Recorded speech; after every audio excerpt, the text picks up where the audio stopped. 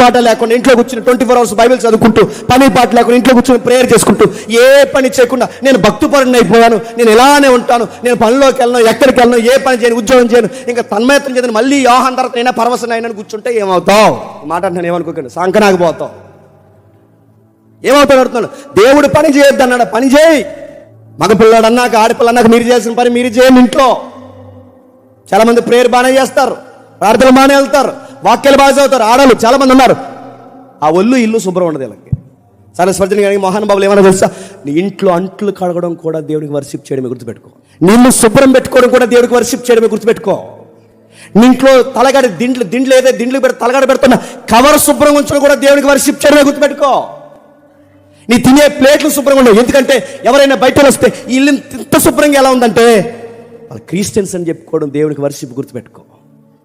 వాళ్ళ బట్ట శుభ్రం, వాళ్ళ ఒళ్ళు శుభ్రం, వాళ్ళ మాట శుభ్రం, వాళ్ళ బతుకు శుభ్రం.